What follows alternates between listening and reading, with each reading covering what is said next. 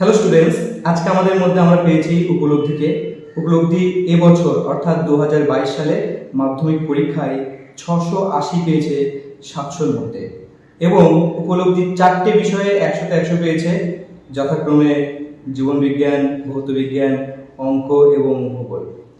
কিভাবে সে 100-তে 100 পেল, তার এই 1 বছর বা 12 মাস হোক বা 13 মাস হোক, এই জার্নি কেমন গেল, কিভাবে সে পড়াশোনা করেছে, সেই বিষয়গুলো সম্পর্কে জানবো এবং জানবো সে পরীক্ষা হলে খাতা কিভাবে রিপ্রেজেন্ট করেছে, কিভাবে উত্তর মনে রাখতো, কিভাবে এক্সাম দিত, কোন কোন বইগুলো পড়াশোনা করতো বা কোন কোন টেস্ট পেপার বা কোশ্চেন ব্যাংক সলভ করতো, এগুলো নিয়েও জানবো।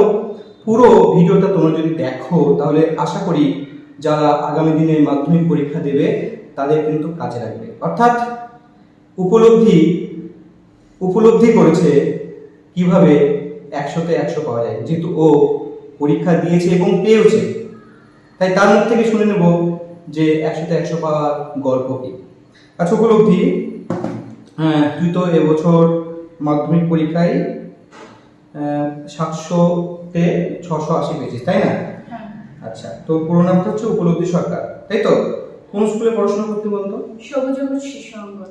আচ্ছা, তাহলে ও পড়াশোনা করতো মালদার একটা স্কুল, সবুজ শিশু অঙ্গন। তো তোকে কিছু প্রশ্ন করি, এই প্রশ্নগুলো অ্যাকচুয়ালি যারা আগামী দিনে মাধ্যমিক পরীক্ষা দেবে তাদের উদ্দেশ্যে, অর্থাৎ যেসব ভাই বোন রয়েছে যারা এখন 9-এ পড়ছে বা 10-এ পড়ছে বা 8-এ পড়ছে, তাদের উদ্দেশ্যেই কিন্তু আজকে তোর সাথে গল্প, ঠিক আছে? তো আমরা রিল্যাক্স করব, গল্প করব, মজা করব।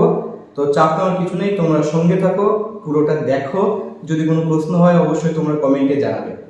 আচ্ছা, আমি একটা কোশ্চেন সেট তৈরি করছি তোকে জিজ্ঞেস করবো বলে, তো আমি সেখান থেকে দেখে দেখে বলছি।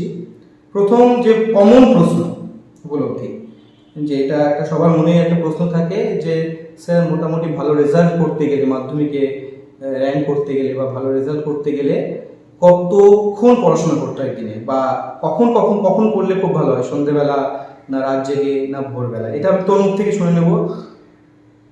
আমার মনে হয় পড়াশোনাটার জন্য পার্টিকুলার কোনো সময় থাকার দরকার নেই। পড়াশোনাটাকে কোনো প্রেশার হিসেবে না নিয়ে সেটাকে একটা ভালোবাসা বা ভালো লাগা হিসেবে নেওয়াটাই বেশি উপযুক্ত আর কি। তো আমি নিজের কথা যদি বলি, আমার যেমন রাত্রেবেলা রাত জেগে পড়ার অভ্যাস কোনোদিনই ছিল না। আমার রাতে পড়লে সেই পড়াটা যে মনে থাকবে, ঘুম পেয়ে যায় যেহেতু মনে থাকবে, সেই জায়গাটা ছিল না। ফলে আমি মোটামুটি রাত্রে 11টা সাড়ে 11টার মধ্যে ঘুমিয়ে যেতাম এবং সকালে 5টা, সাড়ে 5টা, 6টা, ম্যাক্সিমাম 6টা, তার মধ্যে উঠে আমি পরের দিনের পড়াটা শুরু করতাম। আচ্ছা, উপলব্ধির কাছ থেকে শুনলাম, অ্যাকচুয়ালি উপলব্ধি যেটা ও দেখেছে, ও এক্সপেরিমেন্ট করেছে যে রাত জেগে পড়ার কোনো ব্যাপার নেই, যে 2টো 3টে 4টে অবধি পড়তে হবে, এরকম ব্যাপার নেই। আমি আমার কথা বলি, আমি কিন্তু ওই 10টা 11টা অবধি পড়তাম। আমি আবার একটু ভোরে উঠতাম, 4টের দিকে উঠতাম, উঠে পড়াশোনা করতাম। কিছুটা ভোরে পড়তাম, কিছুটা রাতে আগেই আমি ঘুমিয়ে যেতাম। তো ওরও মোটামুটি লাইফস্টাইলটা ওই রকম। তো এখন আমি দেখছি অনেকে রাত জেগে পড়াশোনা করে। অ্যাকচুয়ালি এটা ম্যান টু ম্যান ভ্যারি করে, কেউ কখনো কখনো বেশি অ্যাক্টিভ হয়ে যায়। আমার যেমন হতো সারাদিন টিউশন স্কুল করে এসে, পড়াশোনা করে এসে রাত জাগতে আর ভালো লাগতো না, এনার্জি পেতাম না, ঠিক আছে? তো সেই জন্য আমি রাত্রি ঘুমিয়ে যেতাম, ও তাই করতো। এবং ও 5টা থেকে 6টার মধ্যে উঠে যেত, আমি একটু আগে উঠতাম, 4টায় উঠে যেতাম। তো যাই, এটা তোমাদের নিজেদের মতো করে তোমরা এটা সেট করে নেবে, ম্যানেজ করে নেবে। যখন তোমাদের পড়তে খুব ভালো লাগে তোমরা তখনই পড়ো। অ্যাকচুয়ালি ও একটা কথা বললো যে প্রেশার দিয়ে কিছু করা যাবে না, যে আমাকে ভালো রেজাল্ট করতে গেলে ভোরে উঠতেই হবে, রাতে পড়া যাবে না বা রাত জাগতেই হবে, এরকম কোনো ব্যাপার নেই। তোমার যখন ভালো লাগে তখন পড়তে হবে। মূল বক্তব্য যেটা রেগুলারিটি মেনটেন করতে হবে, তাই তো? রেগুলারিটিটা যেন মেনটেন থাকে। আমার রোজকার যে কাজ, টিউশন টিচাররা বা স্কুলের টিচাররা যে কাজ দিচ্ছে, যেটা পড়াচ্ছে, সেটা যেন রেগুলারলি আমি তৈরি করে নিই নিজের মতো করে। ও এই যে জিনিসটা করতো, ও প্রতিদিনের পড়া প্রতিদিন তুলে রাখতো, ঠিক আছে? আচ্ছা, এবার উপলব্ধির সেকেন্ড প্রশ্ন হচ্ছে বই। এটা খুব ভাইটাল ব্যাপার। আলটিমেটলি আমরা বই পড়াশোনা করেই তো কিছু লিখি পরীক্ষা হলে, তাই না? কিছু লেখার জন্য আমাদের বই পড়তে হবে, অর্থাৎ স্টাডি মেটেরিয়ালস। তো স্টাডি মেটেরিয়ালসের প্রথম আমাদের মাধ্যমিক লেভেলে তো বই খুব ইম্পর্টেন্ট। তো এবার আমি তোর কাছ থেকে জেনে টেক্সট বই তুই কি কি পড়তি, মানে জীবনবিজ্ঞান, ভৌতবিজ্ঞান, অঙ্ক এবং ভূগোলের জন্য কোন কোন টেক্সট বই ফলো করতে এবং গাইড বই ফলো করতে একটু বললে আমাদের যে ছোট ছোট ভাই বোন আছে তারা খুব উপকৃত হবে। মানে প্রতিটা সাবজেক্টের যদি আলাদা করে বলি, ফার্স্টে আসছে অঙ্কতে। অঙ্ক যেটা বোর্ডের 10-এর বই আছে, সেই বইটার আমি প্রত্যেকটা অঙ্ক করেছি এবং উদাহরণের অঙ্কগুলো আমি নিজে থেকে, মানে উদাহরণ তো করে দেওয়া থাকে বেশিরভাগই, সেগুলো না দেখে নিজে প্র্যাকটিস করেছি। আর সেই সঙ্গে আমার সাথে ছিল আরেকটা বৈষ্ণব ঘটকের বই। সেই বই থেকে আনকমন কোয়েশ্চেন, মানে আমি যেটা দেখেছি আগের কোয়েশ্চেনগুলো ট্যালি করে, যে সাধারণত অঙ্কে মাধ্যমিকে যদি কোনো আনকমন কোয়েশ্চেন দেওয়ার থাকে সেটা বৈষ্ণব ঘটক থেকেই থাকে, আর না হলে কমন কোয়েশ্চেন থাকলে সেগুলো সব আমাদের যেটা বোর্ডের বই আছে সেখান থেকেই থাকে। আর তারপরে যদি আসি ভৌতবিজ্ঞানে, ভৌতবিজ্ঞানে আমার কাছে ছিল হচ্ছে সাঁতরা আর ছায়া, এই দুটো কোম্পানির টেক্সট বইটা, এবং সঙ্গে গাইড বই হিসেবে ছিল ছায়ার যে ভৌতবিজ্ঞানের সহায়িকা আছে সেই সহায়িকা। আর জীবনবিজ্ঞানে আমার কাছে 3টে বই ছিল, একটা হচ্ছে ছায়া, সাঁতরা আর বাণী সংসদ। বাণী সংসদে আমি যেটা স্পেশালিটি দেখেছি, ছোট ছোট এমসিকিউ টাইপসের কোয়েশ্চেনগুলো জন্য, বা খুব একদম একটা ছোট্ট ইনফরমেশন কিন্তু ভাইটাল ইনফরমেশন, এগুলো বাণী সংসদে খুব সুন্দরভাবে দেওয়া আছে, মানে ছকের আকারে সুন্দর করে দেওয়া আছে। তো এটা একটা বাণী সংসদের আলাদা স্পেশালিটি, ওটার জন্য আমি ওই বইটা রেখেছিলাম সাথে। আচ্ছা, আর ভূগোলে? আর ভূগোলে ছিল আমার সাথে হচ্ছে বুক ইন্ডিয়ার সম্ভবত বইটা, হাজরা, মানে রাইটারটার নাম হাজরা হাজরা, আর তার কোম্পানিটা আমার এই মুহূর্তে মনে পড়ছে না। আর আরেকটা ছিল হচ্ছে ছায়ার যে রণজিৎ গড়াঙের বই, সেটা। আচ্ছা, এবার তুই বললি যে দুটো টেক্সট বই ছিল ভৌতবিজ্ঞানের, একটা সাঁতরা একটা ছায়া, তাই তো? এবার দুটোই কি তুই স্টাডি করতি, না যে কোনো একটাকে ফলো করতি, না দুটোকে মিলিয়ে মিশে একটা নোট তৈরি করা, এই জিনিসটা করতি? ফার্স্ট যখন পড়ছি, মানে প্রথম যে টপিকটা আমি পড়ছি, তখন আমি দুটো বই একসঙ্গে পড়েছি। এবার সেখান থেকে তার পরবর্তীতে দুটো থেকে মিশিয়ে একটা নোটের মতো নিজে করে নিয়েছি। তারপরে যখন রিভিশন দিচ্ছি তখন যে কোনো একটা বই আর সাথে ওই নোটটা নিলে হয়ে যায়। আচ্ছা, তাহলে আমরা শুনলাম যে উপলব্ধি, যে ভৌতবিজ্ঞানে 100-100 পেয়েছে এবং জীবনবিজ্ঞান, অঙ্ক আর ভূগোলে সে কি কি বই পড়তো তার আমরা একটা তালিকা পেয়ে গেলাম। ঠিক আছে, তো তোমরাও এই বইগুলো ফলো করতে পারো। নেক্সট হচ্ছে আমরা আসবো যে আমাদের তো কোশ্চেন প্র্যাকটিস করতে হয়, তাই না? তো কোশ্চেন প্র্যাকটিস বলতে আমরা যেটা মূলত করি টেস্ট পেপার এবং কোশ্চেন ব্যাংক। তো এবার তুই কি এরকম কোনো টেস্ট পেপার বা কোশ্চেন ব্যাংক সলভ করেছিলিস? হ্যাঁ, মানে টেস্টের আগে আমার তখন তো টেস্ট পেপার বেরোয়নি, তো আমার ফ্ল্যাটের একজন দাদা ছিল, তার সময়কার এবিটি এর টেস্ট পেপারটা নিয়েছিলাম। তো টেস্টের আগে সেগুলো সলভ করেছি, আর টেস্টের পরে যখন এবিটি এর টেস্ট পেপারটা বেরোলো তখন ফার্স্টে এবিটি এর টেস্ট পেপার করলাম, তার কদিন পর তো বোর্ড থেকেও একটা টেস্ট পেপার দিল, তো তখন সেই টেস্ট পেপারটা ফলো করেছি। তার মানে তুই দুটো টেস্ট পেপারই ফলো করেছিস, তাই না? এবিটি এবং পর্ষদের টেস্ট পেপার। আচ্ছা, টেস্ট পেপারের যে কোশ্চেনগুলো সলভ করেছিলিস সেগুলো কি একটা খাতায় তুলে রেখেছিলি যে এগুলো পরে আমি রিভিশন করবো, এরকম কিছু? না সলভ করে বাস তখনই জাস্ট সলভ করেছিস, মানে ওগুলো খাতাটা আলাদা করে ছিল কিন্তু পরে আর দেখতে হয়, মানে ও একটা খাতায় পড়েছে, টেস্ট পেপার সলভ করেছে, করে ওটা রেখে দিয়েছিল, যদি বাই চান্স দরকার হয় তার জন্য ওটা ওর খাতাটা ছিল, কিন্তু ও এমনভাবে রেডি করেছিল জিনিসগুলো যে ওকে আর ওই খাতাটা দেখতে হয়নি। ঠিক আছে, তাহলে টেস্ট পেপার পড়েছে। কোশ্চেন ব্যাংক, কোনো কোশ্চেন ব্যাংক বলতে মানে বছরের প্রথমে যেটা বেরিয়েছিল রায় মার্টিনের কোয়েশ্চেন ব্যাংক প্রশ্ন বিচিত্রা, তো সেটা ছিল, সেটা সেইভাবে করা হয়নি, মানে সেই সময় তো ফার্স্টে টপিক পড়া এবং সেই টপিকটাকে ভালো করে রেডি করতে করতেই অনেকটা সময় চলে গেছিল, ফলে আর ওইভাবে অতটা করা হয়নি। হ্যাঁ, হয়তো কয়েকটা কোয়েশ্চেন দেখেছি। তার মানে ও কোশ্চেন ব্যাংক কিনেছিল কিন্তু সেইভাবে ওর সলভ করা হয়নি, কিছু কিছু কোশ্চেনও সলভ করেছে। আর একটা জিনিস আমি উপলব্ধি তোকে জিজ্ঞেস করবো যে গাইড বই, ঠিক আছে, টেক্সট বই তো আমাদের থরলি পড়তেই হবে, টেক্সট বইটা ভালো করে পড়তে হবে, না নতুবা নলেজ আমাদের হবে না। তো গাইড বইটা তুই কি করে পড়তি, মানে গাইড বইয়ে শর্ট কোশ্চেন তো প্রচুর রয়েছে মানে, বা এবং এক্সট্রা কোশ্চেনও প্রচুর আছে, হ্যাঁ, প্রিভিয়াস ইয়ারগুলো দেওয়া আছে। তো শর্ট কোশ্চেন কি যেমন এমসিকিউ বা এক কথায় উত্তর দাও, শূন্যস্থান পূরণ, ঠিক আছে, সত্য মিথ্যা, এগুলো কি গাইড বই থেকে ফলো করেছিস? গাইড বই থেকে বলতে গেলে ভৌত বিজ্ঞানটা যেমন করেছি, ভৌত বিজ্ঞানের প্রায় প্রতিটা কোয়েশ্চেনই আমি সেভাবে পড়েছিলাম, মানে একদম মুখস্থ আমি বলছি না, কিন্তু জিনিসটা 2-3 বার করে পড়া আছে এরকম ছিল, পড়ে রেখেছিল আর কি। হ্যাঁ। আর একটা জিনিস আমি একটু আমাদের যে আগামী দিনে যে স্টুডেন্টরা মাধ্যমিক পরীক্ষা দেবে তাদের জন্যই তোকে একটা কোশ্চেন জিজ্ঞেস করবো যে মাধ্যমিক মানে প্রচুর শর্ট কোশ্চেন, তাই না? এমসিকিউ বল, এক কথায় একটি বা দুটি বাক্যে বা শব্দ উত্তর দাও, হ্যাঁ, শূন্যস্থান পূরণ, সত্য মিথ্যা, এই জাতীয় কোশ্চেন প্রচুর হয়, তাই না? তো প্রায় দেখা গেছে 50-60% কোশ্চেন এরকমই হয়। তো শর্ট কোশ্চেন স্টুডেন্টরা কিভাবে তৈরি করবে? ওদের টেক্সট বইটা পড়লেই হবে, না গাইড বই শর্ট কোশ্চেন বা টেক্সট বই শর্ট কোশ্চেনগুলো পড়লেও মানে পড়তে হবে আর কি? আমি বলবো সব মিলিয়ে, মানে টেক্সট বই ভালোভাবে পড়ে সেটার টপিকের একদম খুঁটিনাটি জায়গাগুলো যদি জেনে নেওয়া যায়, আমার মনে হয় অধিকাংশ শর্ট কোয়েশ্চেন নিজেই পারা যাবে।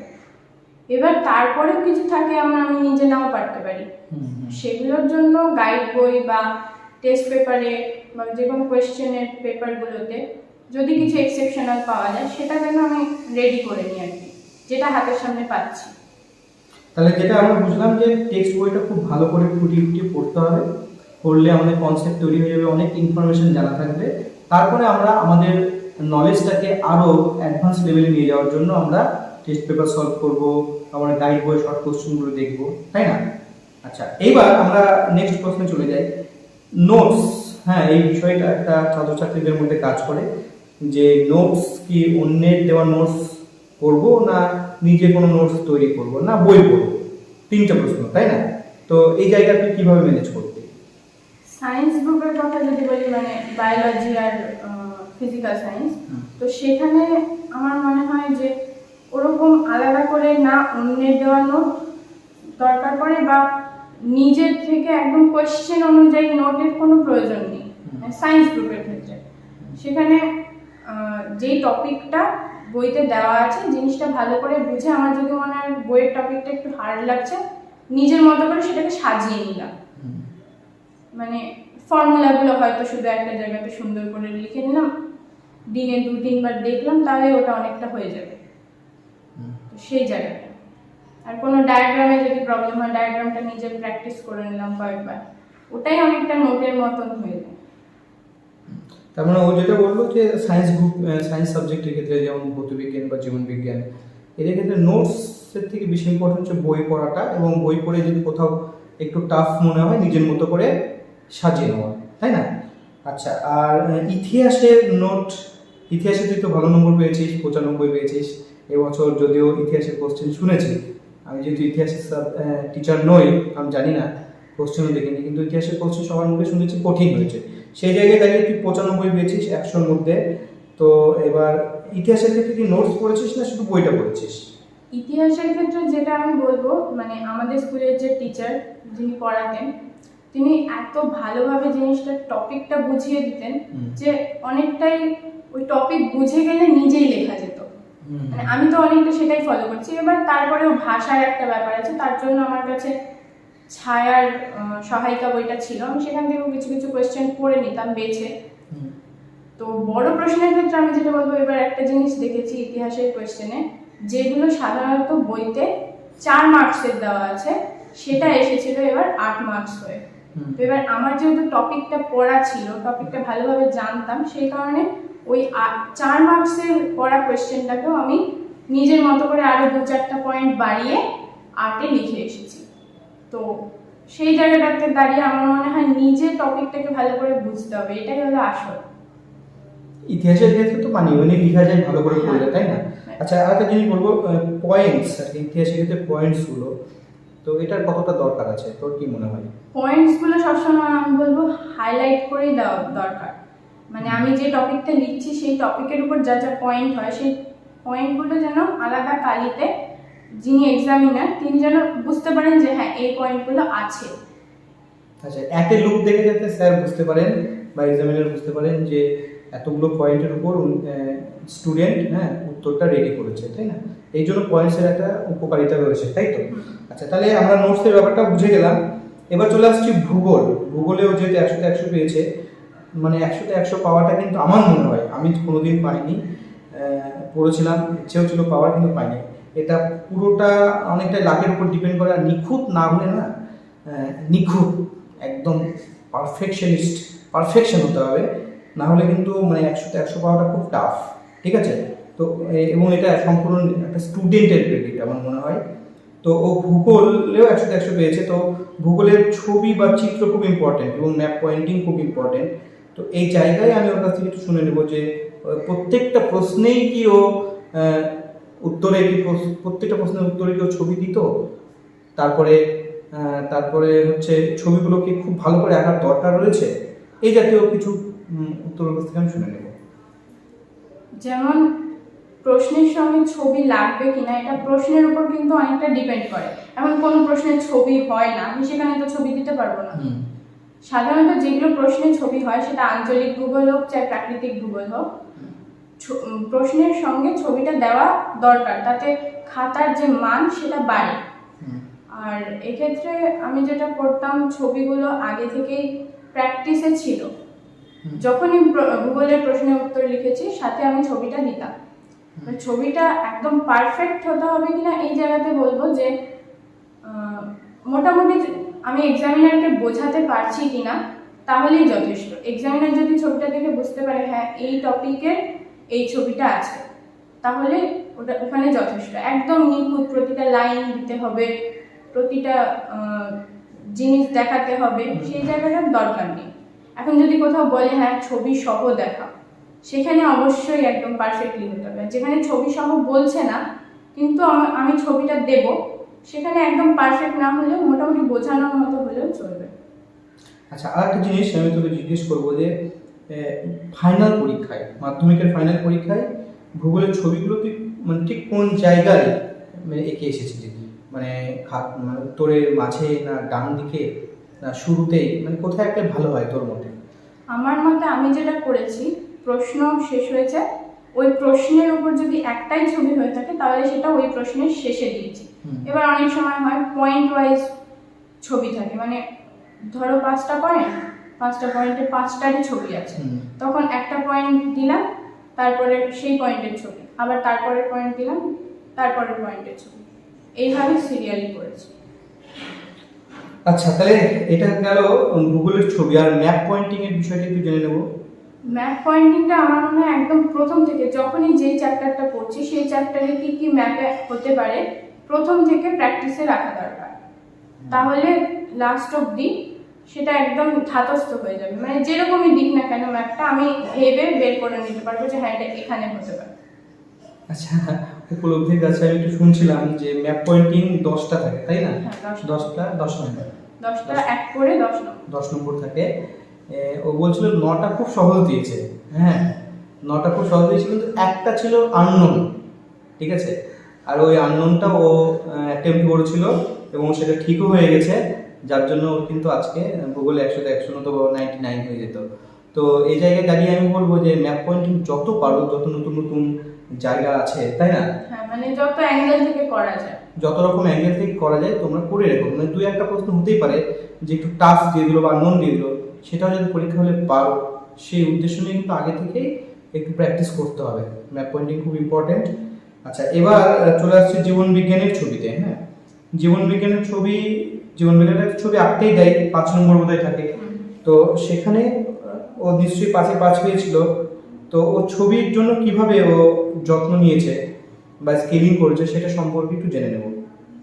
জীবন বিজ্ঞানের যে ছবি থাকে, মানে 5 নম্বরের একদম ছবিই আঁকতে দেয়, সেটার জন্য খুব বেশি ছবির দরকার পড়ে না। মানে আমি বলতে চাইছি যে টোটাল আমাদের যে বইতে অনেকগুলো ছবি আছে, তার মধ্যে থেকে দেয় বেছে বেছে, মানে দেওয়ার মধ্যে পড়ে বেছে বেছে 4-5টা। যেমন নিউরনের ছবি, চোখের ছবি, স্নায়বিক পথ, মানে আমার আপাতত এই কটাই মনে পড়ছে, আরো স্নায়ুতন্ত্র আর কি। স্নায়ুতন্ত্র। হ্যাঁ।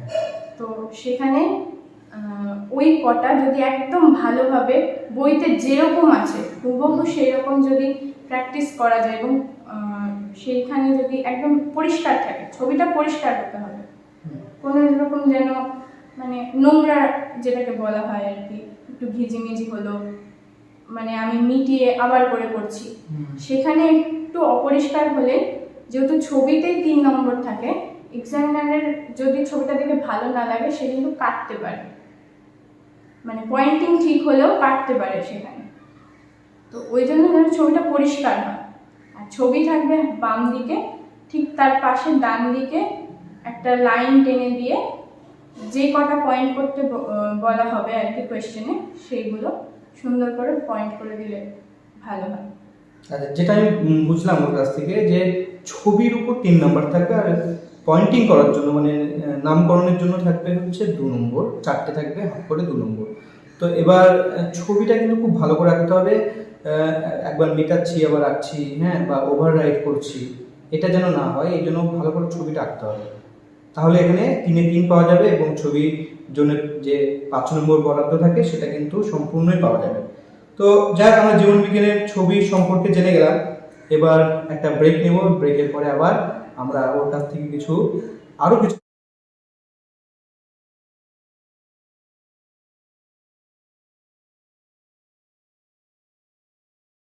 ব্রেকের পরে আবার ফিরে আসলাম আরো কিছু প্রশ্ন নিয়ে। তো এবার নেক্সট প্রশ্ন হচ্ছে উপলব্ধি প্রেজেন্টেশন। মানে আমাদের অ্যাকচুয়ালি আমরা সারা বছর পড়াশোনা করি, আর পরীক্ষা হলে 3 ঘন্টায় আমাদের স্কিলটাকে এক্সামিনারকে প্রদর্শন করতে হয়, মানে দেখাতে হয় আমরা কতটা শিখেছি, কতটা জানি। তো এর জন্য প্রেজেন্টেশন, খাতার প্রেজেন্টেশন সংক্রান্ত বিষয়ে আমি তোকে কিছু প্রশ্ন করব, যে প্রেজেন্টেশন তুই কীভাবে, মানে খাতাটা কীভাবে মেনটেন করতি। ঠিক আছে, প্রথমত মার্জিন, খাতার মার্জিন কি নেসেসারি, তোর কি মনে হয়? হ্যাঁ, খাতার মার্জিনটা দরকার, মানে তাতে খাতাটার দেখতে সুন্দর লাগে। আচ্ছা, ও কিন্তু মার্জিন টেনেছে, এবং মার্জিনের বাম দিকে কি তুই প্রশ্নগুলো সুন্দর করে প্রশ্নের নম্বরগুলো উল্লেখ করেছিস? হ্যাঁ, প্রশ্নের নম্বর উল্লেখ করাটা দরকার, নাহলে আমি কোন প্রশ্ন লিখছি এবং তাতে কত নম্বর আছে সেটা এক্সামিনার তো, মানে সেখানে এক্সামিনারকে যেন আমি সুবিধা করে দিই, আমার জন্য যেন এক্সামিনারকে খাটতে না হয়। আমার জন্য যদি এক্সামিনারকে খাটতে হয় তো সেখানে একটা ব্যাড ইমপ্রেশন পড়ে। এটা কিন্তু একটা ভালো কথা বললো, আমি অ্যাজ এ টিচার হিসেবে বলছি। আমি অনেকের খাতা দেখেছি, ওরা কোশ্চেন পেলে লিখতে শুরু করে, কিন্তু কোশ্চেনের নম্বরটা ঠিক করে উল্লেখ করে না। কোশ্চেনের যে ঠিকানা, উত্তরের যে ঠিকানা, কি উত্তরের ঠিকানা কোশ্চেন, তাই না, কোশ্চেনের নাম্বার, সেই কোশ্চেনের নাম্বারটা কিন্তু ওরা ঠিক মতো দেয় না। এখানে কিন্তু টিচারদের দেখতে খুব অসুবিধা হয়, এবং সেক্ষেত্রে কিন্তু অনেক স্টুডেন্টের লেখা সত্ত্বেও কিন্তু নম্বর কমে যায়, সেই প্রশ্নের উত্তরে কিন্তু ও নম্বর পায় না। তো প্রশ্নের নম্বরটা কিন্তু খুব ভালো করে মার্জিনের বাম দিকে দিতে হবে, ও কিন্তু এটা উল্লেখ করেছে এবং ও এইভাবে প্রেজেন্টেশন করেছে। নেক্সট আমি তোকে জিজ্ঞেস করবো যে ধারাবাহিকতা, মানে উত্তর তো আমি যেমন তেমনভাবে লিখতে পারি, আগে 3 নম্বর কোশ্চেন লিখলাম, তারপর 7 নম্বর, তারপর 10 নম্বর, আবার 1 নম্বর, এইভাবে লিখেছিস তো পরপর লিখেছিস? আমি প্রথম থেকে পরপরই লিখেছি, হ্যাঁ, মানে আমার কোনোদিন প্রয়োজন পড়েনি যে আমি পরে লিখছি। হ্যাঁ, হতে পারে হঠাৎ করে কোনোটা ছুটে গেল, তখন যদি আমি নম্বর দিই, একদম ঠিকঠাক নম্বর দিয়ে যদি পরে লিখি, ওটা অতটা ম্যাটার করে না, কিন্তু চেষ্টা করতে হবে যেন পরপরই হয়, মানে পরপরই লিখি। তার মানে ও যতটা পেরেছে ও ধারাবাহিকতা মেনটেন করেছে। তারপরে গিয়ে দেখা গেল 3-এর পর 4 নম্বরটা লিখবে, এবার 4 নম্বরটা কোনো কারণে ওর রেডি নেই বা পারছে না, তখন ওকে 5-এ যেতেই হবে।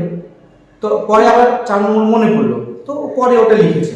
আমার যেমন জীবন বিজ্ঞানে হয়েছিল একটা প্রশ্ন, পাতা উল্টাতে গিয়ে আমি খেয়াল করিনি যে ওটা ছিল তারপরে, মানে ছবির পরে। তো সেক্ষেত্রে আমি আমার পরে যখন খাতাটা দেখছিলাম, আমি দেখছি আমার 5 নম্বরের প্রশ্ন একটা কম হচ্ছে কেন, তখন আমার হাতে যেহেতু সময় ছিল, সেখানে আমি পরে ওটা আবার নাম্বার দিয়ে করে দেবো। এই জায়গাটা কিন্তু প্রচন্ড ভাইটাল, মানে কোনো প্রশ্ন যদি লিখতে গিয়ে মিস হয়ে যায়, তাই না, সেটা কিন্তু পরে একটু সময় দিয়ে একটু দেখতে হবে যে আমি, যেমন 3টে প্রশ্নের উত্তর দিতে বলেছে, 5টা প্রশ্নের উত্তর দিতে বলেছে, সে 5টায় লিখেছে কিনা এটা কিন্তু একবার চেক আউট করতেই হবে। ঠিক আছে, আরেকটা জিনিস আমি তোকে জিজ্ঞেস করবো, ধারাবাহিকতা তো হলো, নেক্সট হচ্ছে এমসিকিউ। মানে অনেকের প্রশ্ন থাকে যে স্যার এমসিকিউ এর প্রশ্নটা টুকবো কিনা, টুকে উত্তর লিখবো না সরাসরি কোশ্চেনের নাম্বার দিয়ে উত্তরটা লিখবো, এটা কিন্তু অনেকের জিজ্ঞাসার একটা জায়গা। তো এইটা তুই কি করেছিস পরীক্ষায়? আমি যেমন পরীক্ষার হলে মানে কোয়েশ্চেনের এমসিকিউ এর কোয়েশ্চেনের যে লাইনটা থাকে সেটা লিখে তারপর অপশনের নাম্বার দিয়ে অপশনে যে উত্তরটা আছে সেটা লিখেছি, কিন্তু আমার মনে হয় ওই লাইনটা টোকা অতটা কোনো ম্যাটার করে না। মানে কেউ যদি শুধু এমসিকিউ এর অপশনের নাম্বার দিয়ে উত্তরটা পাশে লিখে দেয় তাহলে তাতেও সে ফুল মার্কসই পাবে, কিন্তু আমি লিখেছিলাম। আচ্ছা, ও যেটা বললো যে ও লিখেছে, কোশ্চেনটা লিখেছে, লিখে অপশানটা উল্লেখ করেছে সঠিক অপশান এবং অপশানের সঙ্গে যে উত্তর থাকে সেটাও লিখেছে, এবং এর সাথে তো এটাও মনে হয় যে এটা না লেখার কোনো দরকার নেই, না লিখলেও হয়, এবং ও এটা করেওছে একটা সাবজেক্টে অঙ্কে, তাই তো? অঙ্কে করেছি। অঙ্কে কিন্তু কোনো কোশ্চেন লেখেনি, সরাসরি উত্তরটাই লিখেছে। অ্যাকচুয়ালি উত্তরের জন্য কোনো নম্বর, কোশ্চেনের জন্য কোনো নম্বর থাকে না, তুমি কোশ্চেন টুকে আসলে উত্তর ভুল করলে তার জন্য কোনো নম্বর পাবে না, ঠিক আছে? কোশ্চেনটা না দিলেও হয়, তুমি সরাসরি উত্তর লিখতে পারো, সেক্ষেত্রে স্যারের একটু প্রবলেম হয়, স্যারকে আবার কোশ্চেনটা দেখতে হয়, হ্যাঁ। আর যদি তুমি কোশ্চেনটা লিখে দাও তাহলে যিনি তোমার খাতা দেখবেন তাদের কিন্তু সেই কোশ্চেনটা দেখতে হয়, এটা স্যারের সুবিধার জন্য। তো যাই হোক, স্যারের সুবিধাটা বড় কথা নয়, বড় কথা তুমি সময় যদি বাঁচাতে চাও, যদি তোমার মনে হয় যে কোশ্চেন লিখতে সময় লাগছে, তাহলে তুমি নাও দিতে পারো, তুমি সরাসরি উত্তরটাও লিখতে পারো, তাতে কিন্তু ফুল মার্কসই পাবে, ঠিক আছে? আচ্ছা, এবার নেক্সট প্রশ্ন চলে আসবে পয়েন্ট করে লেখা, ঠিক আছে? মানে প্রেজেন্টেশনের একটা অংশ হচ্ছে পয়েন্ট করে লেখা। যেমন একটা কোশ্চেন আমি বলছি, বয়েলের সূত্র বিবৃত করো এবং এর গাণিতিক রূপ লেখো, এই কোশ্চেনটা যদি থাকে তাহলে ও কি মানে পয়েন্ট করে লিখেছে না এমনি সরাসরি উত্তর লিখেছে, সেটা একটু শুনবো আমি। মানে এক্ষেত্রে পয়েন্ট করে লেখাটাই ভালো। মানে আমি প্রথমে দিলাম, মানে ওই কোয়েশ্চেনটার সাপেক্ষে বলছি, আগে দিলাম বয়েলের সূত্র দিয়ে বিবৃতি, বিবৃতি দিয়ে আমি সেই বিবৃতিটা লিখে দিলাম, তারপরে এবার ব্যাখ্যা, তারপরে গাণিতিক, এইভাবে যদি দিই তাহলে পরপর আমার মনে হয় যে সিরিয়ালিটিটা মেনটেন হবে। হ্যাঁ, এটা কিন্তু একটা প্রেজেন্টেশনের অঙ্গ, যে পয়েন্ট করে লিখলে ভালো লাগে দেখতে, ঠিক আছে? গুড ইমপ্রেশনটা খুব ইম্পর্টেন্ট নম্বর পাওয়ার জন্য, তো তাই যতটা পারবে পয়েন্ট মেনটেন করবে, মানে বয়েলের সূত্রের বিবৃতি, ব্যাখ্যা, গাণিতিক রূপে এই কথাগুলো লিখে যদি উত্তরটা লেখো তাহলে কিন্তু খুব ভালো হয়।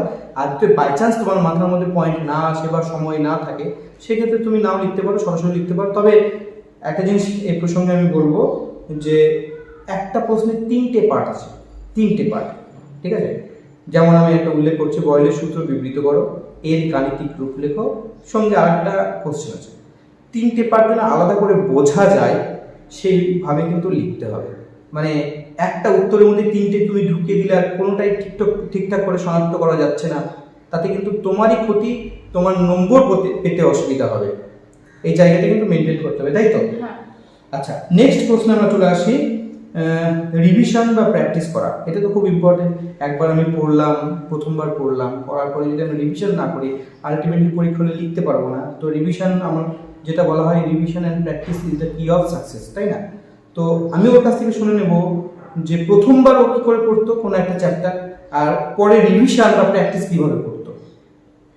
প্রথমবার পড়ার ক্ষেত্রে সেই টপিকটা ভালোভাবে বুঝতে হবে, সেটা তো আমি আগেই বললাম।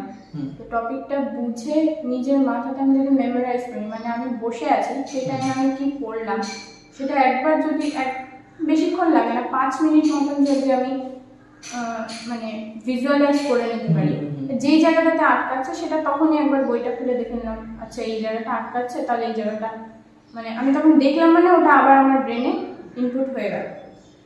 এবার সেটা আবার 1-2 সপ্তাহের মধ্যে সেটা যেন আমি আবার রিভিশন দিই, তাহলে জিনিসটা থাকবে। মানে আমি একটা জায়গাতে দেখেছিলাম, যে কোনো পড়া ফার্স্ট যখন আমি পড়ছি তখন আমার সেটার মেয়াদ আমার মাথাতে থাকবে 24 ঘন্টা। 24 ঘন্টার মধ্যে যদি আবার একবার দেখতে পারি তাহলে সেটা থাকবে 1 সপ্তাহ। 1 সপ্তাহের মাথায় যদি আবার জিনিসটা অ্যাটলিস্ট 1 ঝলক যদি দেখি তাহলে সেটা মোটামুটি 1 মাস 2 মাস মতন লাস্ট করে দেয়। তো ওই জায়গাটা একটু রেগুলারলি রিভিশনটা যদি দেওয়া যায় তাহলে জিনিসটা একদম রেডি থাকবে, আমার পরীক্ষার আগে খুব বেশি সমস্যা হবে না। আচ্ছা, ও তো একটা টেকনিক বললো যে কিভাবে রিভিশন দিলে খুব ভালো হয়। এবং সেটা ও বললো। একটা জিনিস আমি তোর কাছে জিজ্ঞেস করবো যে রিভিশন মানে, রিভিশনটা আমরা অনেক সময় কী করি, যে আমরা পড়ে নিলাম, পড়ে মনে করলাম, বাস রিভিশন হয়ে গেল, এটা একটা বিষয় হতে পারে। পড়ে আবার হতে পারে আমি লিখলাম, না দেখে লিখলাম, এটা একটা টেকনিক হতে পারে। তো এটা কোন টেকনিকটি ফলো করতে? আমি পড়ে আবার লেখা ওটা কোনোদিনই করিনি, মানে পড়ে নিয়ে সেটা একবার মাথায় ভেবে নিলাম, আমি ওভাবেই করেছি। এবং তারপরে যখন কোথাও মানে টিউশনে স্যার লিখতে দিলেন, তো সেখানে আবার তো লিখেছি, ফলে সেটাও একটা ওয়ান টাইপ অফ প্র্যাকটিসই হয়ে যাচ্ছে। খুব ভালো কথা বললো যে ও বারবার রিভিশনের মধ্যে থেকেছে এবং রিভিশন যখন করতো বাস ওটা একবার ভেবে নিত যে কি পড়লাম, কি শিখলাম, কি জানলাম, বা কি জিনিসটা কি, একবার মেমোরাইজ করে নিত। আর টিউশনে বা স্কুলে তো লিখতেই হতো, স্যাররা পরীক্ষা নিতেন তখন লিখতে হতো, বা লিখতে দিতেন তখন লিখতে হতো, তো লেখা প্র্যাকটিসটাও হয়ে যেত। তো যাই হোক, এটাও শুনলাম। নেক্সট হচ্ছে মনে রাখার কৌশল।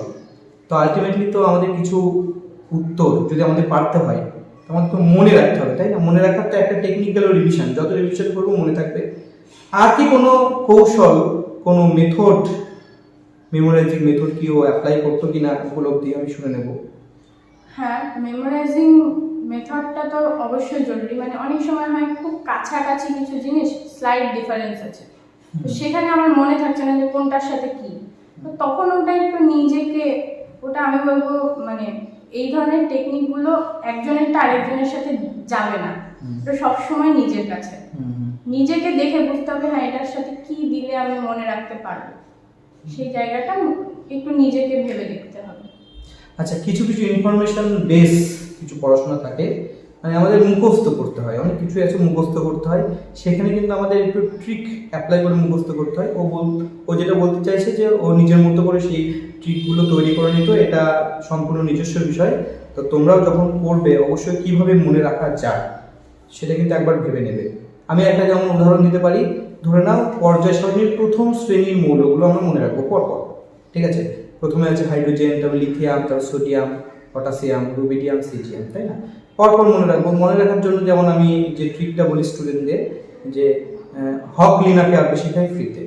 হক লিনাকে, এটা আমি কার কাছ থেকে শুনেছি, হক লিনাকে আরবি শেখাই ফ্রিতে।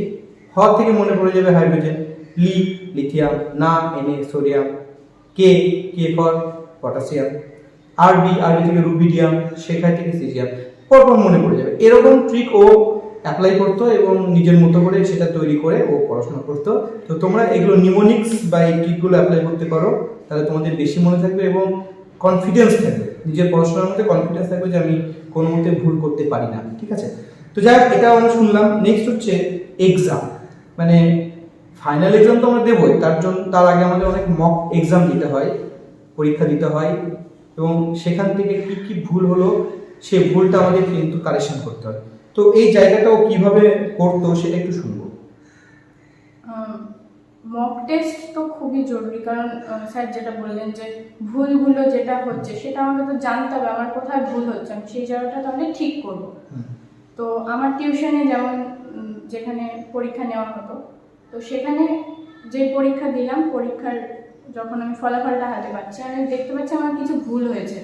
সেই ভুলটার দিকে ভালোভাবে দেখে আমাকে বুঝতে হবে যে আমি কোন জায়গাটাতে ভুল করেছি এবং কেন ভুল করেছি, সেই জায়গাটা তাহলে আমি ঠিক করব। মানে এটা যেমন আমার সাথে হয়েছে, আমার টেস্টেও হয়েছিল। টেস্টের অঙ্ক পরীক্ষাতে একটু কোয়েশ্চেনটা লেন্থি থাকার কারণে আমার সময় শর্ট পড়েছিল, যার জন্য একটা সাধারণ ক্যালকুলেশনে আমার ভুল হচ্ছিল। তো সেই জায়গাটাতে আমার অনেকটাই নম্বর আর কি বাদ দিয়েছিল। সেখানে আমি তারপর নিজেকে দেখলাম না, তাহলে একটু প্রথম থেকেই স্পিড বাড়িয়ে কাজ করতে হবে আর একটু সতর্ক থেকে কাজ করতে হবে, তাহলে মানে আমার যে জায়গাটা ভুল হচ্ছিল সেটা ঠিক হয়ে গেল। তো এরকমই আর কি, প্রতিটা নিজের কোন জায়গাটা ভুল হচ্ছে সেটা নিজেকে বের করতে হবে খুঁজে। আচ্ছা, ওর কাছ থেকে শুনে নিলাম এক্সাম দেওয়ার ব্যাপারটা এবং কারেকশনের ব্যাপারটা। ওর সাথেই গল্প করছিলাম আমি। ও বললো যে স্যার, মানে ফাইনাল পরীক্ষাতে যদি ভুল না করতে হয় তাহলে কিন্তু যত রকমের ভুল তুমি আগেই করে নাও, করে কিন্তু কারেকশনটা খুব ইম্পর্টেন্ট। অর্থাৎ আমি আগে এক্সাম দিলাম, মক এক্সাম দিলাম এবং তাতে ভুল হলো, ভুলটা কেন হলো, কীভাবে সঠিক কী হবে ওটা কিন্তু ও ভেবে নিত একবার, বা একবার দেখে নিত, ঠিক আছে? মানে কারেকশন কিন্তু খুব ইম্পর্টেন্ট, কারণ ওই ভুলটা যেন পরীক্ষার সময় আর না হয়, ঠিক আছে? এই জায়গাটা তোমাদের কিন্তু মেনটেন করতে হবে। অ্যাকচুয়ালি পড়াশোনা কিন্তু একটা কন্টিনিউয়াস প্রসেস, মানে তুমি 2 মাস খুব ভালো করে পড়লে আর পরীক্ষা দিতে গেলে তাতে তুমি 100তে 100 পাবে, এটা কিন্তু নয়। সারা বছর ধরে পড়াশোনা করতে হয় এবং ছোটো ছোটো জিনিসগুলো ফলো করতে হয়। এই যে কারেকশন, এই বিষয়টা কিন্তু খুব ইম্পর্টেন্ট। তুমি লিখলে অথচ ভুল হয়ে গেল, তাহলে তো তুমি নাম্বার পাবে না, তাই না? তা কারেকশনটাও তোমাকে করতে হবে, কেন ভুল হচ্ছে সেটাও বুঝতে হবে, কেন নম্বর কম পাচ্ছ সেটাও কিন্তু তোমাকে জানতে হবে, তাহলে তুমি ফাইনাল পরীক্ষায় বেশি নম্বর পাবে। আচ্ছা, নেক্সট আমরা দেরি না করে নেক্সট প্রশ্নে চলে আসি। নেক্সট প্রশ্ন হচ্ছে সোশ্যাল মিডিয়া, ঠিক আছে? সোশ্যাল মিডিয়াটা কিন্তু আজকাল খুব একটা ভাইটাল পার্ট আমাদের হয়ে গেছে, যেমন ফেসবুক, হোয়াটসঅ্যাপ বা মোবাইল ফোন ঘাটাঘাটি করা, মোবাইল ফোনে বিভিন্ন জিনিস গেম টেম খেলা, ঠিক আছে? বা অনলাইনে কিছু সার্চ করা। তো এই জায়গাটাও কীভাবে কী করতে একটু শুনবো। আমি যেটা আগেই বলি, মানে পড়ার সময় যদি সামনে মোবাইলটা থাকে, অনেক সময় সবারই হয়, এটা আমারও হয়েছে, 5 মিনিট পর পর মনে হয় দেখি মোবাইলে কি কোনো নোটিফিকেশন এলো বা কিছু কি মানে আছে সেটা দেখবো। তো এবার তাতে ডিস্ট্রাকশনটা হয়ে যায়, আমি যদি একটুর জন্য দেখতে নিই তাতে প্রায় 15-20 মিনিট চলে যায়, আমাদের অজান্তেই সেটা চলে যায়। ফলে সেটা সব থেকে ভালো ট্রিক আমি বলবো যে মোবাইলটা আমি যখন পড়তে বসছি তখন যেন মোবাইলটা আমার ঘরের মধ্যেই না থাকে, হয় ওটা মা বাবাকে দিয়ে দাও বা বাইরে রেখে আসো। বাইরে বলতে আমি বলছি ঘরের নিজের স্টাডি রুমের বাইরে কোথাও রেখে আসো, সেটা একটা করা যেতে পারে, তাহলে পড়ার সময় ডিস্ট্রাকশনটা হলো না। এবার তার পরবর্তীতে আমার যখন পড়া হয়ে গেছে, আমি ফ্রি আছি, তখন আমি একটু মোবাইল দেখতেই পারি, কিন্তু সেখানেও যদি শিক্ষণীয় কিছু থাকে তো আরো ভালো হয়, মানে আমার ফ্রি টাইমটাও আমার কিছুতে মানে একটু কি বলবো, কার্যকরী সময়ে একটু কার্যকরী হলো আর কি। আচ্ছা, তুই আমাকে বল, ফেসবুক, হোয়াটসঅ্যাপ কি এগুলো করতিস? না, ফেসবুক, হোয়াটসঅ্যাপ সেভাবে ছিল না, মানে আমার বন্ধু বান্ধবদের সাথে হোয়াটসঅ্যাপে ঘন্টার পর ঘন্টা চ্যাট করা ওটা কোনোদিনই ছিল না। হয়তো কেউ ইনফরমেশন কিছু চাইছে, আমি তাকে লিখে দিলাম, বা আমার যদি সেই মুহূর্তে টাইম না থাকে আমি পরে বললাম যে আমি ঠিক আছে আমি পরে জানাচ্ছি, এরকম করতাম। কিন্তু ওইভাবে চ্যাট করা বা সোশ্যাল মিডিয়াতে বসে স্ক্রল করেই যাচ্ছি সেটা কোনোদিন করিনি। আচ্ছা, তাহলে যেটা জানতে পারলাম, হোয়াটসঅ্যাপ ওর সময় কিন্তু খুব একটা নষ্ট করেনি, ফেসবুকটাও বোধহয় তোর সময় ফেসবুক ছিলই না, ফেসবুক এমন ছিল না, আর হোয়াটসঅ্যাপে সেভাবে কারোর সঙ্গে চ্যাটিং হতো না। তো ফেসবুক যেহেতু ছিল না, শর্টস দেখার কোনো ঝামেলাও ছিল না। আবার আজকাল খুব ইনস্টাগ্রাম এসছে, বা একটা সময় টিকটক ছিল, সেগুলো তুই করতে ওগুলো কোনোদিন করেনি। ইউটিউবে মাঝে মাঝে যেটুকু একটু দেখা, মানে নিজের রিফ্রেশমেন্ট, গান দেখছি বা গান শুনছি এই জাতীয়। আচ্ছা, ও গান করতে খুব ভালোবাসে, এই জন্য গান মাঝে মাঝে শুনতো। আর যেটা শুনছিল আমার কাছ থেকে, ইউটিউবেও দেখতো, মাঝে মাঝে দেখতো, এবং কিছু মানে নিজের কাজে লাগবে এরকম কিছু দেখতো, কিভাবে পড়া মনে রাখা যায়, এই জাতীয় জিনিসগুলো, তাই তো? মানে মোটিভেশনটা মেইনলি কিভাবে পড়া মনে রাখা যায়, ওটা আমি আগেই বললাম যে ওটা অন্যের ট্রিক্স আমার সাথে খাটবে না, ওটা আমাকে নিজেকে বের করতে হবে। আচ্ছা, কিন্তু আমার মোটিভেশন অনেক সময় হয়, অনেক পড়ছি করছি, তারপরে মনে হচ্ছে আমি এগুলো কেন করছি, হতেই পারে, অনেক সময় অনেকের মনে হয়। তো সেই জায়গাটাতে আমার মোটিভেশনটা যাতে বজায় থাকে, সেগুলোর জন্য মোটিভেশনাল ভিডিওগুলো দেখা যেতে পারে। হ্যাঁ, তাহলে ও যেটা করতো যে পড়তে পড়তে হয়তো খুব পড়লাম, 2-4 দিন পড়লাম, তারপর মোটিভেশন কিন্তু ডিমিনিশ হয়ে যায়, কমে যায়। তো এই মোটিভেশনটাকে বজায় রাখার জন্য ও মোটিভেশনাল কোনো ভিডিও দেখতো, এটা খুব ভালো জিনিস, তোমরাও কিন্তু দেখতে পারো। অ্যাকচুয়ালি দুটো জিনিস খুব দরকার, একজন টিচার কিছু বললেন, মোটিভেট করলেন, 2-4 দিন হয়তো তোমরা মোটিভেটেড হলে, ঠিক আছে? তারপরে তোমাদের মোটিভেশন কমে গেলে পড়াশোনার লেভেলটাও কমে যাবে। তো সেলফ মোটিভেশনটা খুব ইম্পর্টেন্ট, মানে তুমি কিভাবে নিজেকে মোটিভেট করে রাখবে, তার জন্য তোমাকে তোমার লক্ষ্য ঠিক করতে হবে যে আমাকে ভালো রেজাল্ট করতে হবে। সেকেন্ড হচ্ছে তোমাকে ওই মোটিভেশনাল ভিডিওগুলো নিজে নিজে সার্চ করে দেখতে হবে, ঠিক আছে? তাহলে তুমিও মোটিভেটেড থাকতে পারবে। তো এই জায়গাগুলো ও করতো আর কি। নেক্সট হচ্ছে আমরা চলে আসবো গাইডেন্স, মানে গাইডেন্সটা খুব ইম্পর্টেন্ট। আমি শুনবো ওকে কে খুব গাইড করতো বা কীভাবে গাইড করতো, একটু শুনবো। গাইডেন্স বলতে গেলে অবশ্যই আমার টিউশন টিচার, আমার স্কুলের টিচাররা আমাকে প্রচণ্ডভাবে হেল্প করেছেন এবং আমাকে গাইডও করেছেন সেভাবে। এবার তার সাথেও নিজের বাড়িতে একজনের যদি গাইডেন্স পাওয়া যায় ওটা আরও আরও বেটার।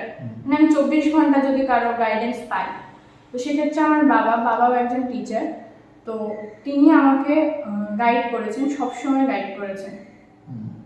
তাহলে মানে সবার গাইডেন্সই দরকার থাকে, হোম টিউটর বা টিউশন টিউটর, স্কুলের টিচার এবং বাড়িতে বাবাও একজন টিচার, তিনিও খুব গাইড করতেন। ঠিক আছে, তো গাইডেন্সটা কিন্তু খুবই ইম্পর্টেন্ট আমাদের জীবনে। মানে আমার যেটা মনে হয় রেজাল্টের পেছনে কয়েকটা জিনিস খুব দায়ী। একটা হচ্ছে মানে আমি ওরকম সিরিয়াল বাই সিরিয়াল বলছি না, একটা গাইডেন্স খুব ইম্পর্টেন্ট। সেখানে হচ্ছে কী বই পড়ছো সেটা খুব ইম্পর্টেন্ট।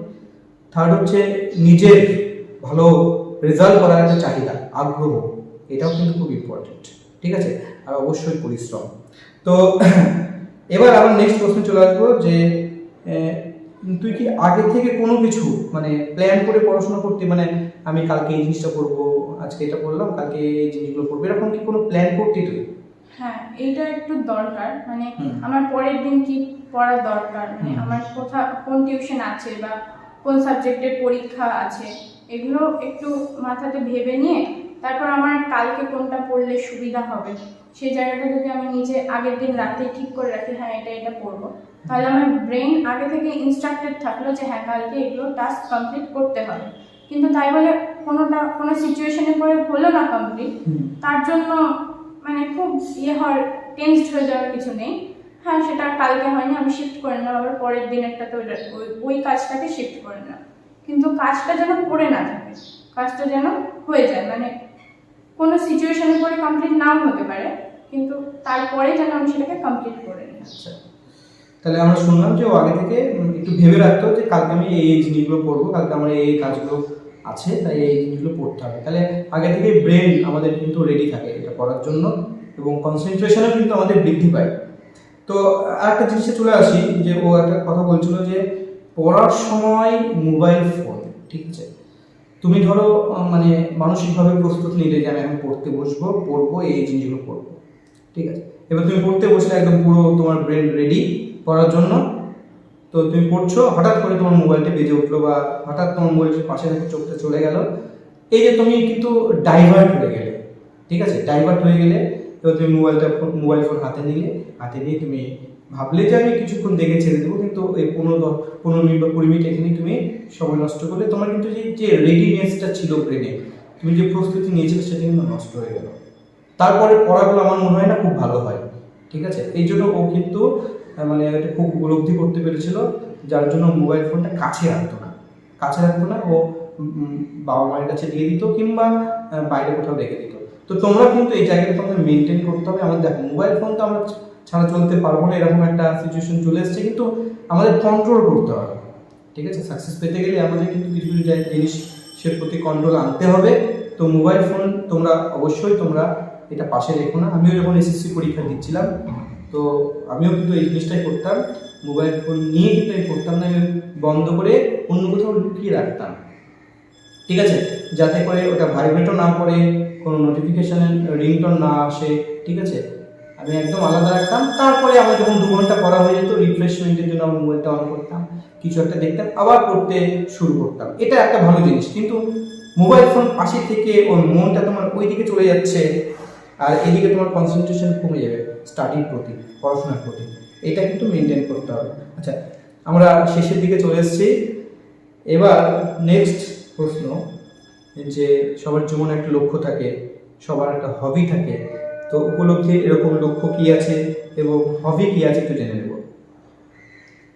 লক্ষ্য যদি বলি, লক্ষ্য বলতে এখনো সেইভাবে ঠিক করিনি, তবে আমি এখন যেটা আমার চলছে পড়া, সেটা যেন আমি ঠিকঠাকভাবে করি, এবং তার সঙ্গে আমার ফিজিক্স সাবজেক্টটা যেহেতু ভালো লাগে, আমি সেই সাবজেক্টটাকে নিয়ে আগে মানে পরবর্তীতে এগিয়ে যেতে চাই। কারণ সেটা হতে পারে আমি গবেষণা করতে পারি বা প্রফেসর হতে পারি, এরকম অনেক কিছুই হতে পারে।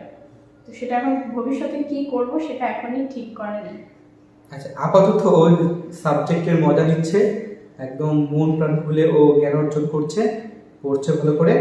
তো আর হবির কথা বলতে আমি গান, নাচ বা আঁকা, যখন যেটা মনে হতো, যখন যেটা ইচ্ছে করছে করতে, আমি তখন সেটা করেছি। আচ্ছা, তার মানে ও গান করতে পারে, নাচতেও পারে, নৃত্যও পারে এবং আঁকতেও পারে। ঠিক আছে, কোনোদিন আমরা দেখে নেব ওর এই হবি, অর্থাৎ নাচ গান দেখে নেব, আজকে আর নয়। নেক্সট হচ্ছে আগামী দিনে যারা পরীক্ষা দেবে, এখন যারা মাধ্যমিকে রয়েছে, 2023 সালে মাধ্যমিক দেবে, তাদের উদ্দেশ্যে তুই যদি ছোট করে কিছু বলতে চাস, কি বলবি? যে কি করলে তাদের রেজাল্ট ভালো হবে, বা তোমরা এই জিনিসটা করো ভাই বা বোন, হ্যাঁ, কি বলবি? আমি যেটা একটাই কথা বলবো, পড়াটাকে প্রেশারাইজ হিসেবে নেবে না।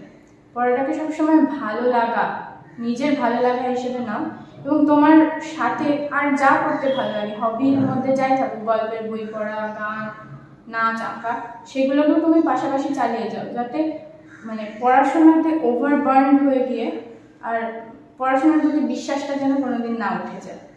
সেই জায়গাটা একটা বলবো। আর সেই সঙ্গে তো রেগুলারলি যে টপিক পড়ছি সেটা ভালোভাবে বুঝে নিজের মতো করে জিনিসটাকে সাজিয়ে নাও, এবং রেগুলার রিভিশন আর প্র্যাকটিসটা দরকার। আমি এটাই বলবো। আচ্ছা, তাহলে ও যেটা বললো যে চাপ নেওয়া যাবে না বস, মানে চাপ নিতে বারণ করলো, যে চাপ নিয়ে পড়ো না, হ্যাঁ, ভালোবেসে পড়ো, ভালো লাগার জন্য পড়ো, ঠিক আছে? এবং তোমার পড়াশোনার পাশাপাশি তোমার তো একটা লাইফ আছে, পার্সোনাল লাইফ, সেগুলো করো, নাচ গান বা খেলাধুলা যদি থাকে, কারো যদি অন্য কোনো শখ থাকে সেটাও করো, ঠিক আছে? তার সাথে সাথে পড়াশোনাটা চালিয়ে যাও, এবং অবশ্যই কিন্তু রেগুলারিটির উপর কিন্তু একটা ফোকাস করলো। তোমাদের প্রতিদিনের কাজটা কিন্তু প্রতিদিন তুলে নিতে হবে, মানে তুমি নাচ গান নিয়ে এত মত্ত হয়ে গেলে যে পড়াশোনাটাকে টাইম দিচ্ছ না, তাহলে এই দিকটা তোমার কমজোরি হয়ে যাবে, রেজাল্ট ভালো হবে না, ঠিক আছে? রেজাল্ট যদি ভালো করতে হয় তোমাকে এই দিকটাও দেখতে হবে, তাই রেগুলারলি মেনটেন করতে হবে।